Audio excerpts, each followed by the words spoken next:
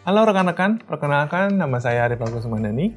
Pada video kali ini saya akan membawakan materi mengenai keamanan jaringan wireless.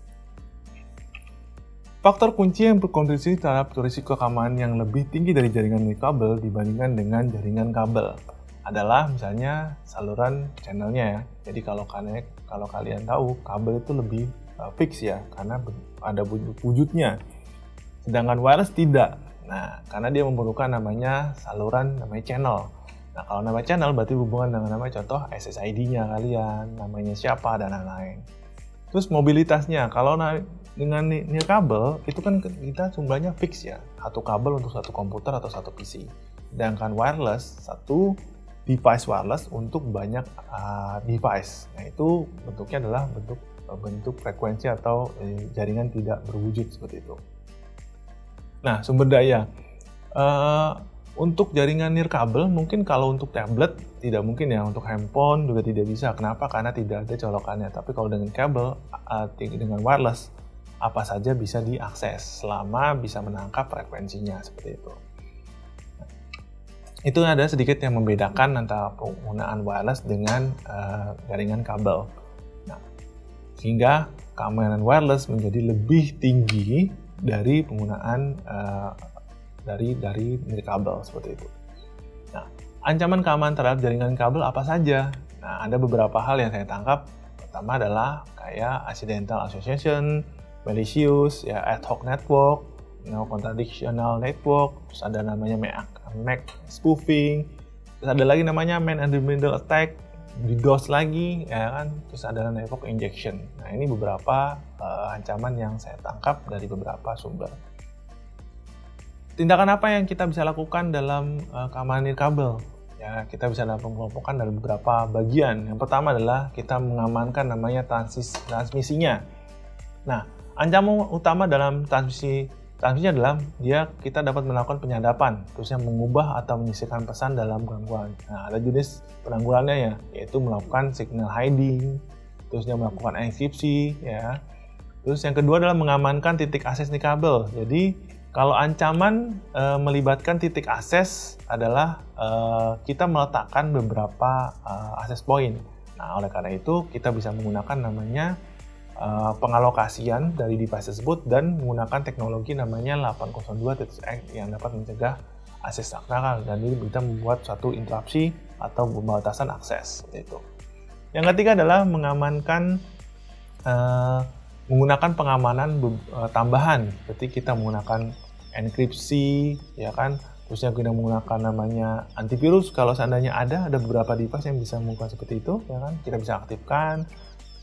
Terusnya menonaktifkan penyiaran indikasi, misalnya kalau kita bisa melakukan hidden SSID, nah itu bisa kita lakukan.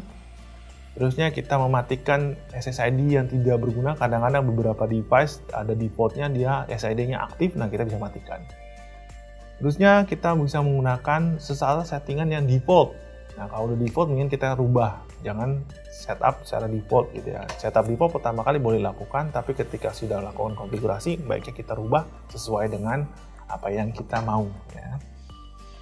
Terus angka terakhir kita bisa hanya mengizinkan beberapa komputer tertentu yang mengakses jaringan kita. Jadi kita bisa bikin akses namanya access restriction, ya kan, atau akses reservation berdasarkan MAC address ataupun IP address itu bisa dilakukan. Dalam pengamanan nirkabel, kita bisa ada beberapa hal yang kita bisa lakukan dari di dalam router misalnya. Contoh, kita mengubah SSID. Jadi SSID itu adalah nama service set identifier. Jadi kalau namanya default kita bisa di hidden atau kita ubah lah seperti itu.